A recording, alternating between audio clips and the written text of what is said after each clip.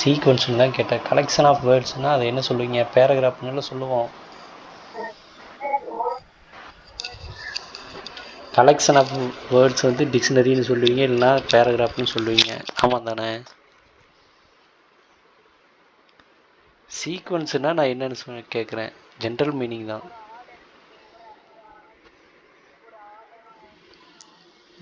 ஆர்டராக அப்படியே போயிடணுமா?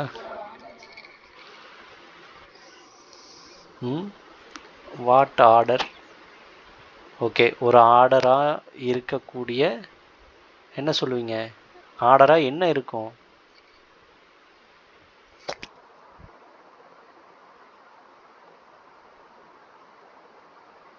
ஐயோ, சீக்வன்ஸ்னால் என்னங்க? இந்த பாகுபலி சீக்வன்ஸ்னு எல்லாம் பார்த்துருப்பீங்களே, இல்லைனா என்னது Guardians of the Galaxy sequence, அந்த மாதிரி சீக்வன்ஸ்னால் என்னது? ஒன் ஆஃப்டர் அனதர், ஒரு ஆர்டர்னு சொல்லிட்டீங்க. Order of what?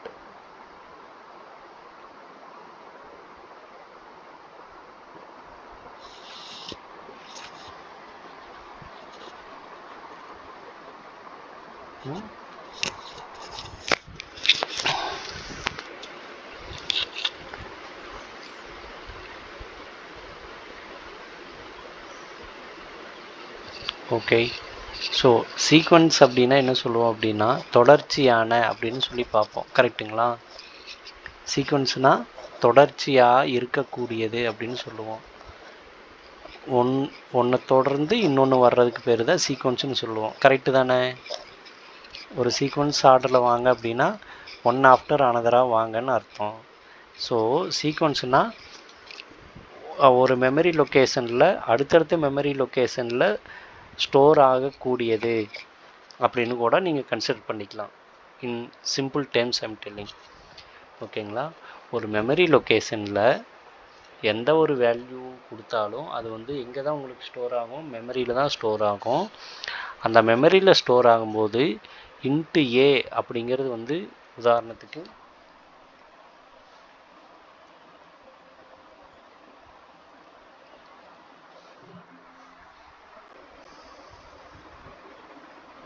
so let's assume I have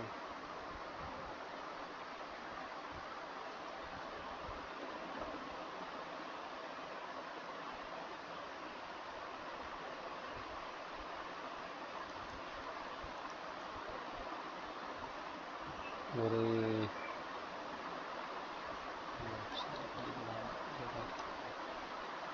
okay, இப்படி ஒரு இது வந்து மெமரின்னு ஒரு இமேஜின் பண்ணிக்கங்க. இந்த மாதிரி உங்களுக்கு வந்து ஒரு மெமரி லொக்கேஷன் இருக்குது. ஓகே, இது எல்லாத்துக்கும் ஒரு ஒரு அட்ரஸ் இருக்கும். ஓகே, 101 ஒரு உங்களுக்கு புரிகிற மாதிரி இருக்கிறதுக்காக நான் சொல்கிறேன். 102 வந்து ஒரு 103, இது வந்து 104. ஓகே, 105, 106, இது வந்துட்டு 107 அப்படின்னு இருக்குன்னு வச்சுக்கலாம். ஒரு எக்ஸாம்பிளுக்காக தான், உங்களுக்கு ஈஸியாக இப்படி தான் இருக்குமானா இப்படி இருக்காது. நான் என்ன சொல்கிறேன்னா உங்களுக்கு ஈஸியாக புரியறதுக்காக நான் இப்படி பேர் வச்சுக்கிறேன் மெமரிக்கு. சரிங்களா? ஓகே, இப்போது ஒரு எக்ஸ் இப்படி வச்சுக்கோங்க. எக்ஸ் ஈக்குவல் டு ஒரு 5 அப்படின்னா சரிங்களா? இங்கே சப்போஸ் எக்ஸ் இங்கே வருதுன்னு வச்சுக்கலாம். இங்கே இது எக்ஸு. ஓகே, இதுக்குள்ளே உங்களுக்கு என்னென்னு இருக்கும்? வேல்யூ 5 இருக்கும். புரிஞ்சுதுங்களா? நீங்கள் எக்ஸ்ன்னு டிஃபைன் பண்ணீங்க அப்படின்னா அது இன்டர்னலாக அது எங்கே 102 தான் பாயிண்ட் பண்ணிகிட்ருக்கும். நீங்கள் எங்கெல்லாம் எக்ஸை யூஸ் பண்ணுறீங்களோ அது என்ன பண்ணும்? கம்ப்யூட்டர் இந்த 102ங்கிற பொசிஷனுக்கு வந்து அதுக்குள்ளே என்ன வேல்யூ இருக்கோ அதை தான் எடுத்துக்கும் உங்களுக்கு. ஓகே, புரிஞ்சுதுங்களா? Let's assume Y equal to 10ன்னு போடுறேன். அது எங்கே வேணால் இருக்கலாம். இங்கே லெட்ஸ் அஸ்யூம் இது வந்து ஒய்ன்னு வச்சுக்கலாம். சீக்வன்ஸ் அது வந்து கண்டினியூஸாக எக்ஸு அடுத்தடுத்த லைனில் நீங்கள் கொடுத்துருந்தாலும் அது அடுத்தடுத்த மெமரி லொக்கேஷனை அலோகேட் பண்ணாது. அது ரேண்டமாக எங்கே வேணாலும் அலோகேட் பண்ணும். கம்ப்யூட்டர் வந்து அப்படி தான் ஒர்க் ஆகும். புரிஞ்சுதுங்களா? புரிஞ்சுதா இல்லையா? எக்ஸுன்னா இங்கே ஒரு 102ல் இருக்குது. இது ரெண்டுமே அடுத்தடுத்த லைன்லேயே நான் கொடுக்குறேன். ஒய்னா 10ன்னு கொடுக்குறேன். அது எங்கே இருக்கலாம்? 106ல் இருக்கலாம், அல்லது 101ல் கூட இருக்கலாம், எங்கே வேணாலும் இருக்கலாம். இது ரேண்டமாக ஒரு இடத்துல போய் ஸ்டோர் ஆகும் இந்த வேரியபிள்ஸ் எல்லாம். ஓகே, இதே நான் வந்து ஒரு நேம்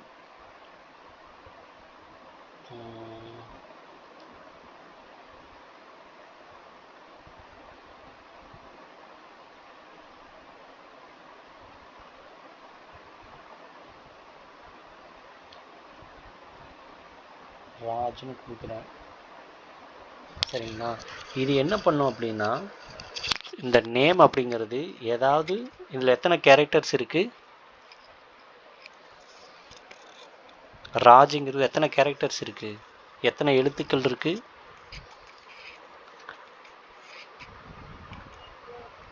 3. ஓகேவா? ஸோ இந்த 3 என்ன ஆகும் அப்படின்னா, இங்கே எங்கே ஏதாவது ஒரு மெமரி லொக்கேஷனில் தொடர்ச்சியாக 3 இருக்கணும், அந்த மாதிரி இருக்கக்கூடிய ஒரு மெமரி லொக்கேஷனில் போய் ஸ்டோர் ஆகும். உதாரணத்துக்கு இதுன்னு வச்சுக்கலாம். ஃபஸ்ட்டு இதுதான் நேம் அப்படின்னா,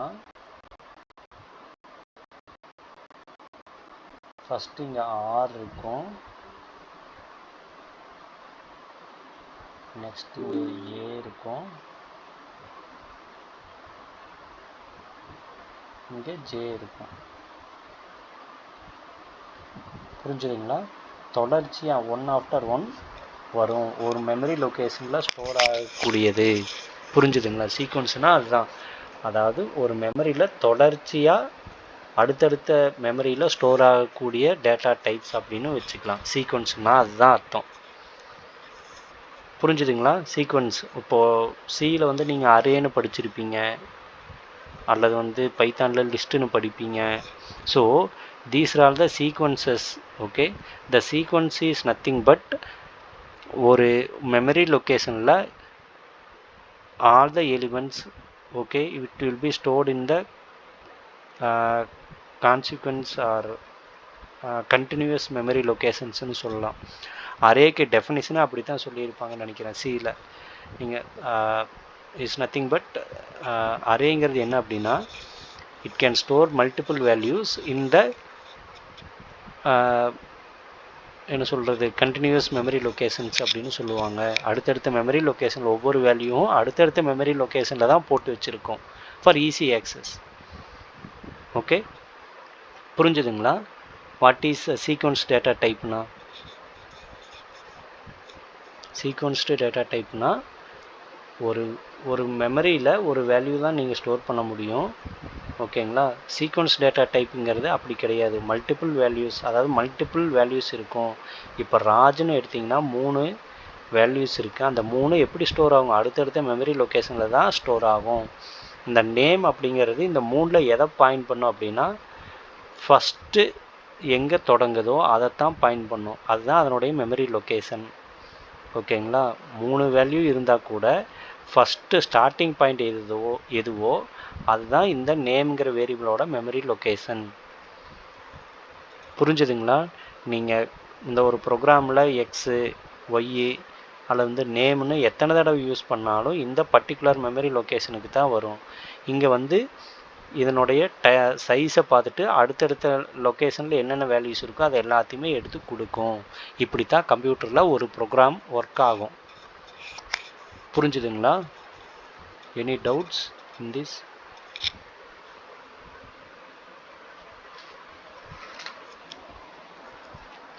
சீக்வன்ஸ் டேட்டா டைப்னா என்னென்ன புரிஞ்சுதுங்களா?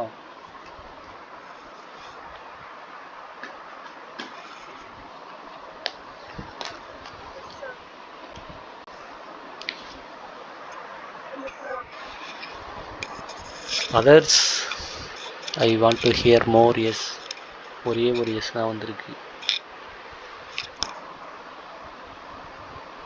சபரி,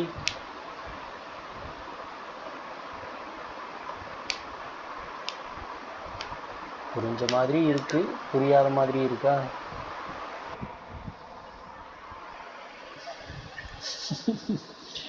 ஓகே, ஒன்றும் இல்லைம்மா. சிம்பிள். இந்த ப்ரோக்ராமில் நம்ம எக்ஸ்ன்னு அடிக்கிறோம். ஓகே, எக்ஸ் வந்து ஒரு 5ன்னு கொடுக்குறேன். ஓகே, நாங்கள் again I am typing X. Okay, இந்த எக்ஸுங்கிறது ஒரு இடத்துல போய் ஸ்டோர் ஆகிருக்கணும், அப்போ தான் அதனோட வேல்யூவை எடுத்துகிட்டு வர முடியும். கரெக்டாக? இல்லைன்னா எப்படி எக்ஸுங்கிறது இங்கே வேல்யூ வந்து 5ன்னு இதுக்கு தெரியும்? அது எங்கேயோ ஒரு இடத்துல வந்து ஸ்டோர் பண்ணி வச்சுருக்கு. கரெக்டாக? அந்த ஸ்டோர் பண்ணுற இடத்துக்கு பேர் தான் மெமரி லொக்கேஷன். அதைத்தான் நான் இங்கே டிபிக்ட் பண்ணியிருக்கேன் இந்த மாதிரி. Sorry, 1 second.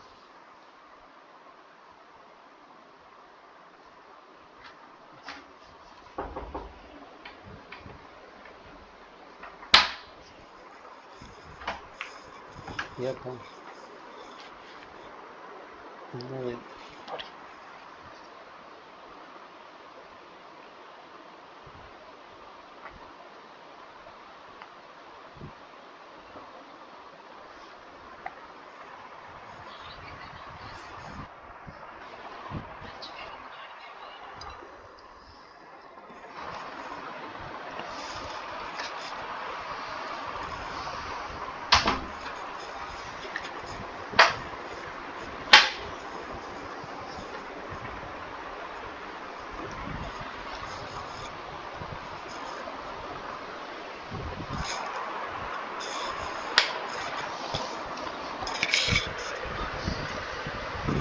ஹலோ,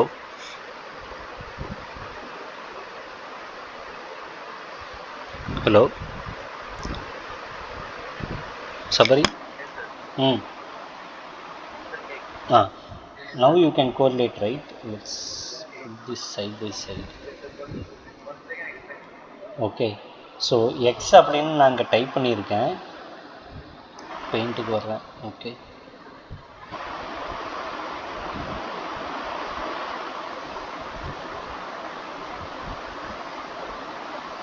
ஓகே, நான் இங்கே எக்ஸ்ன்னு டைப் பண்ணியிருக்கேன். அது இங்கே 102ல் ஸ்டோர் ஆகிருக்கு.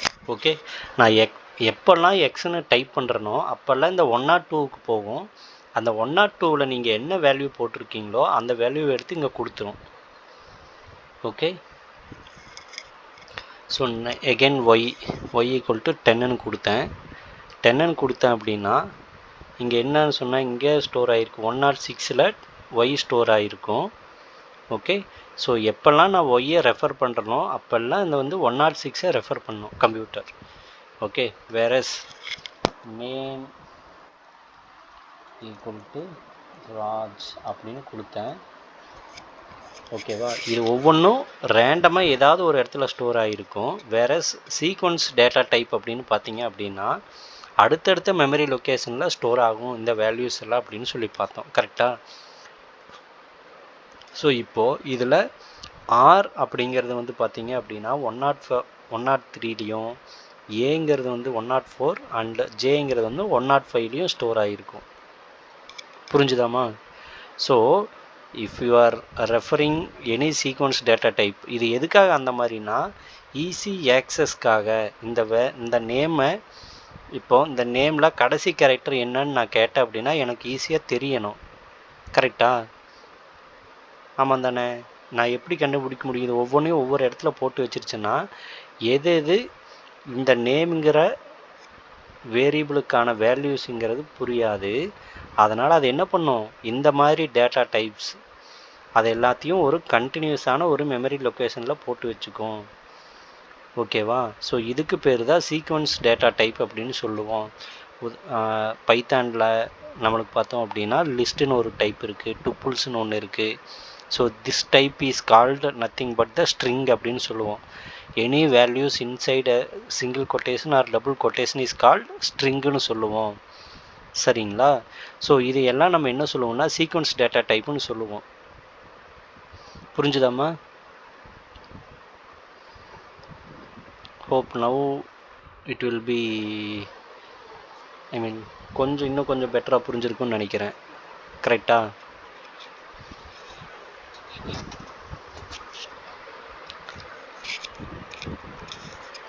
S or no? புரியல.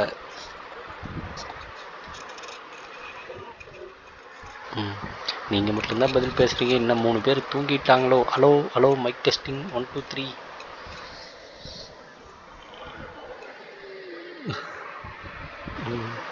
ஓகே, போர் அடிக்குதுங்களா மற்றவங்களுக்கெல்லாம்? இதெல்லாம் ஆல்ரெடி தெரிஞ்சதுனால. Is there something like that?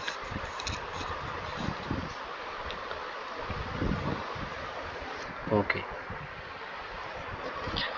Okay okay. So next topic போகிறதுக்கு முன்னாடி ஒரு 5 மினிட்ஸ் பிரேக் எடுத்துக்கிறோமா? 1 hour ஆயிடுச்சு.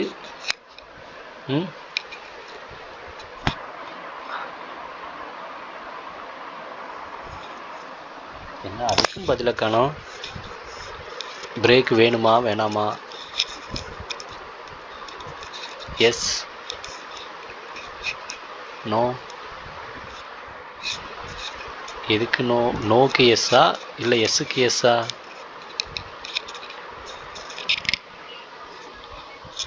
Okay, I'll give 10 minutes.